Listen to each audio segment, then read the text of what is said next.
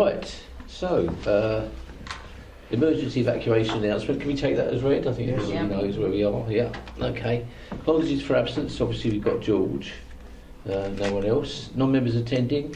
Welcome, Julie. Glad to see you here. Thank you.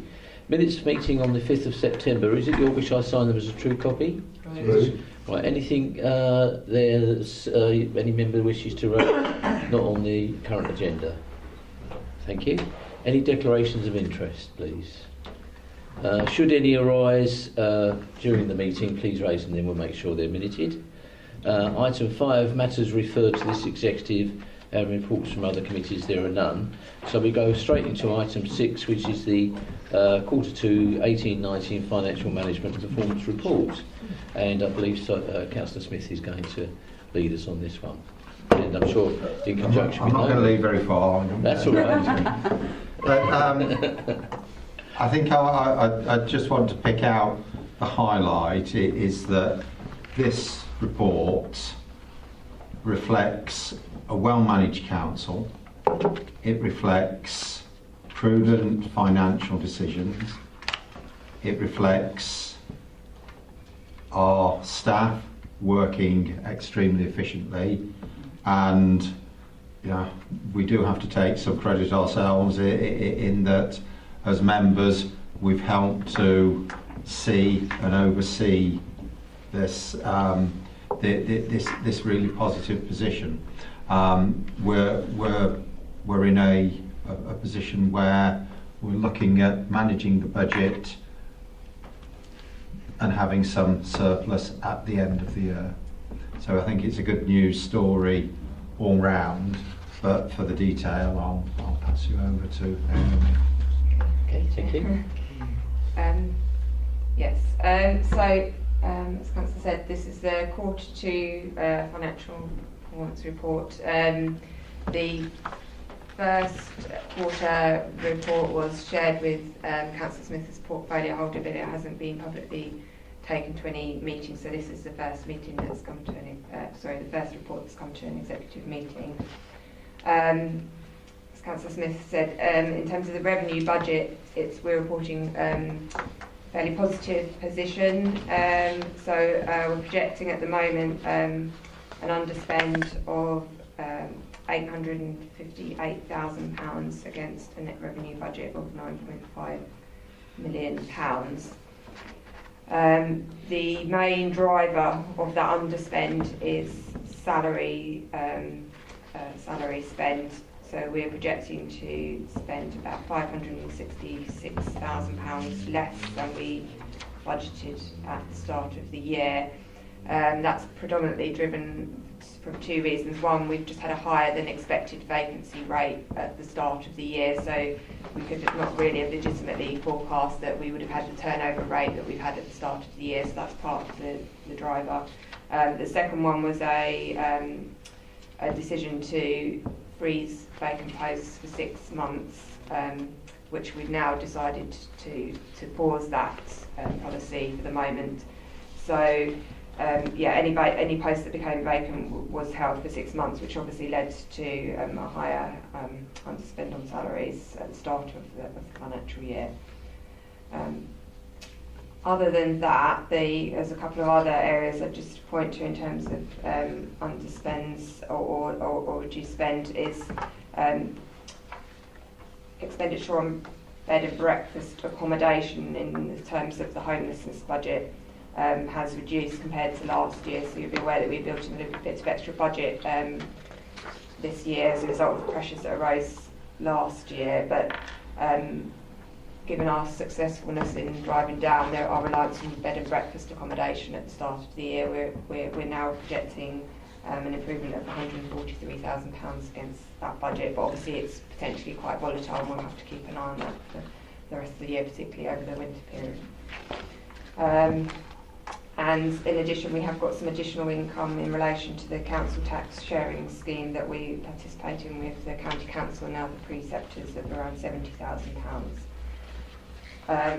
So there are three areas I would just point your attention to, but obviously there's a number of other sort of variances within the report which I've detailed, so if anybody wants to ask any questions, I'm happy to try and answer those.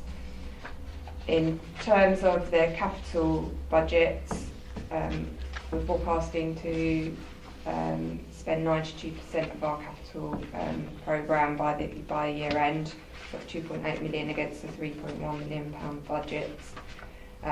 Within that, we've got some underspend projected against our ICT upgrades budget of around £50,000, and also we're not projecting to fully spend our playground improvement budget of £85,000. So that's a couple of the key areas where we're not quite projecting to fully spend our capital budget, but in most other areas we are forecasting to be on track to spend that by year end. There's obviously a number of performance indicators that are also detailed within the report, and in addition to the financial indicators that we always report, from this year onwards we are reporting the more general performance indicators as part of this report, whereas previously they've just been circulated to members as part of the sort of member drop, but they haven't been part of this public report. So again, there's quite a lot of detail in terms of our performance indicators, which I'm happy to take questions on. There's obviously a couple of areas that are showing as red at the moment. I could draw your attention to the housing benefit overpayments, one which is slightly below target at the moment. So where housing benefit payments are overpaid, we obviously seek to recover those as soon as possible, but we're slightly behind our target for those at the moment. And also the average number of days to process benefit claims is again lagging a bit behind target, although I would say that we've made positive inroads in terms of bringing that down since the start of the year. So that although they are below target, we're on the right trajectory in terms of those. Another area which is showing as red is the number of households in bed and breakfast accommodation. So our target for that is 0, because obviously we don't want anybody in that type of accommodation. And as I said, within the financial report, we are actually showing an improvement compared to our previous performance last year on that, but obviously we are still using temporary accommodation in some instances. So although again we're on a positive trajectory, we're not at 0 at this point in time. So that's the sort of the less positive indicators, but the majority of the others are showing as green or as amber.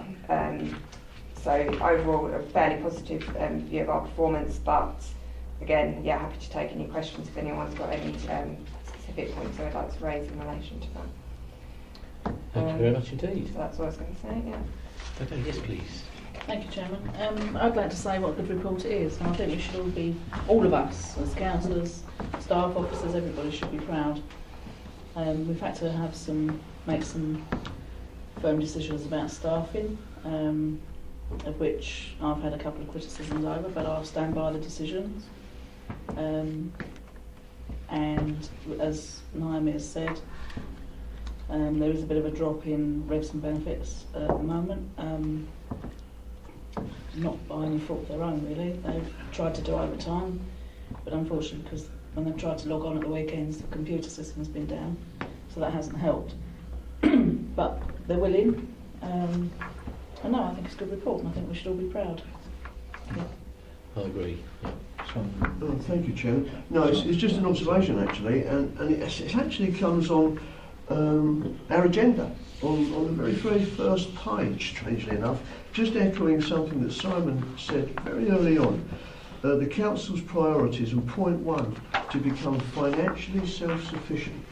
And, I think, we've really been moving in a strong direction, bearing in mind, we've lost the RSG from the government, and we're having to plough uphill somewhat, but I think we're doing such a good job realistically, and I think it should be acknowledged that that's well done, and we're meeting that very, very important number 1 bullet point.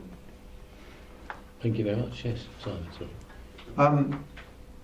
I think with the targets, the one that Naomi mentioned about bed and breakfast and a target of 0, it's very difficult for us to manage, and I don't think there are many councils that will be doing better than we've done in the last 12 months in bringing forward initiatives to deal with homelessness. And although the target is something we have to be measured against, and it's red, there's a positive story behind that. And if anyone comments that that's something that we're failing in, I think we need to robustly defend and let them know what we've done the last 12 months, because people presenting themselves for bed and breakfast, that's beyond control. The actions that we take after that are within our control, and we've acted very positively in that area. I agree. Any other points? Yes, please. Right. Did you? Well, I just echo what Councillor Smith said. I think Louisa's team's worked exceptionally hard over the last 12 months. You consider where we were and the number of people in B&B, and I think we're seeing the fruit of the work in terms of Francis Cottage Lodge, in terms of South Street, that move on temporary accommodation, where we had got a silt up in terms of people that couldn't move on. And we've seen tremendous progress in the last 12 months. I think my only note of caution is that we've got to keep our eye on the ball in the next 12 months, because we don't want to see those numbers picking back up again. And obviously we are reliant on housing coming on the stream, that we've got those properties for people to move into. But certainly I think it's been an exceptional 12 months for Louisa and her team. Okay, thank you. Yeah, again, really, I can only echo what everybody else is saying. I think it's fantastic, and it's certainly very, very good. George, who did send his apologies, couldn't be here this evening. He did, and I searched for it and I can't find it, he did raise a query that one of the items was listed under the wrong portfolio. That was economic development. Yeah, Economic development? Yes, I think it was. It's listed So it on was the under document as Matthew the wrong. Thomas and not... Yeah. Yeah, I So think for he was asked if I administrative would raise reasons, that. the budget is sitting under one portfolio area, but we have provided him with a split of the elements related. Yeah, he just asked me to raise that Yeah. this evening because he knew he couldn't be here this evening. But no, I think it's fantastic. Certainly around the homeless, and we've got other things coming on stream as well, which will hopefully keep it all going in the right direction. So. Okay. Yes, Yeah, please. if I can just bring up a couple of points that Councillor Owen mentioned, just to emphasise on 6.31 and 6.32. Obviously, that there are things in there within planning, with applications and things like that, which have not been as good as we would like them to see. But I believe that with the change that is going to be with regard to the freeze being removed on recruitment, we've got to hope to be able to recruit more staff, and we should actually be able to rebalance what is a deficit and which is obviously a worry to us with regard to making sure that planning applications are done within the proper time. And we know that the department has had problems, but hopefully those will be addressed and we'll be able to solve those problems over the next few months. Thank you. I understand we're actively recruiting on that side at the moment, aren't we? Yeah. Thank you. I was just going to come back in there and say, yes, just because the freeze has been lifted doesn't mean so we're going to be recruiting left, right and centre, because we certainly haven't got the money for that. But it's a change within the department that's going on, and that's hopefully that will in that help. particular area, yeah. I mean, from my point of view, it's an extremely good report.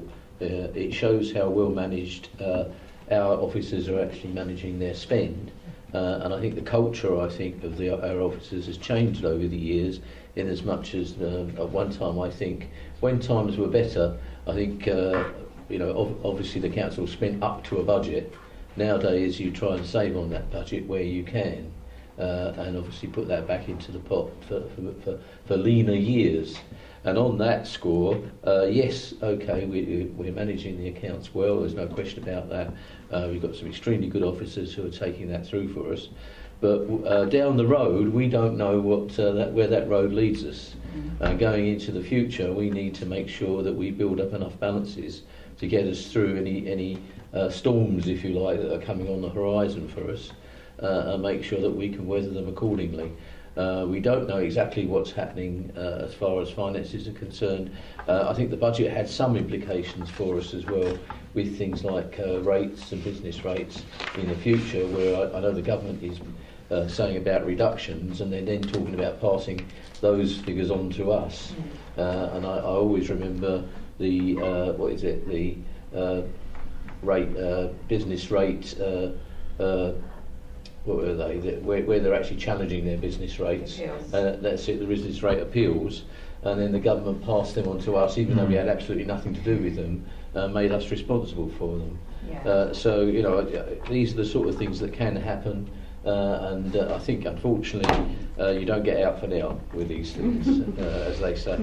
So I think from that score, I think it works extremely well. And I do thank our officers indeed for all the diligent work that they put forward for this. But let's see where we lie at the end of the year, because we don't even know what's coming for the rest of the year. But the projection looks extremely good. So a hearty well done for that. Thank you. I think we should have it noted, Chairman, that, Matt Petley's put an awful lot of work into this. Yes. And sadly we're losing him at the end of the year. Not to go to any other council, but for personal reasons. And I think, he's done really well. And I would thank endorse him. that, absolutely, yes. Yeah. I think it's worth mentioning in our minutes, and for all the sterling work that he's put forward for us, both in the past, and wish him a good future. Absolutely. Yeah. So, yes, I think we'd all agree with that. Right, the addition we recommended is to note the revenue budget and to note the latest position. Are members agreed? Agreed. Thank you very much. Item 7 then is the Edinburgh Community Grant for play equipment, and I think you're leading on this one, aren't you, Arthur? Yes, yeah. So, If you don't mind. fine, thank you. It's a straightforward report to draw down a 4,500 contribution, so it enables us to get the grant for 45,000. I'll leave this one to Marcus to enlighten us on. Thank you. Thank you. Thank you. It's very similar to a grant we used for Hockley Woods to improve that play space last year. So it's a very similar opportunity.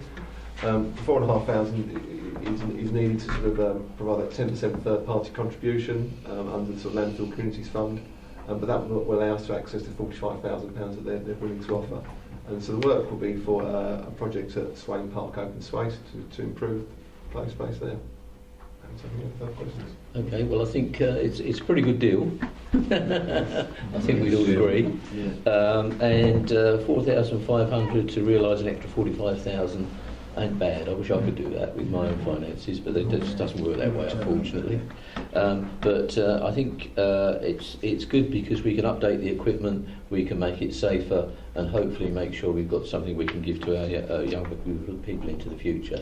It was mentioned actually by others that we could actually look at some equipment for older people. I don't know if that's something that's planned at all. I've spoken to Councillor Williams on this matter, and so we're putting together a more comprehensive range of suggestions for open spaces across the districts. But certainly, I wouldn't say we sort of let the sort of tail wag the dog, but obviously, if the funding for 4,500 will go what they dictate to some extent. But what we're doing is putting in a series of these in the hope we get perhaps one back each quarter. Okay, I know there are a couple of play areas where you can do that at the moment, and I think they're extremely popular because I know some people, and we're all after the fitness regime, except as we get older now. So I think it's something we need to consider as we go forward. Okay, do members have any comments at all? Okay, members agree the recommendation? Agreed. Thank you very much indeed. Right, there you go. We call it a day. Thank you very much indeed. Thanks, John.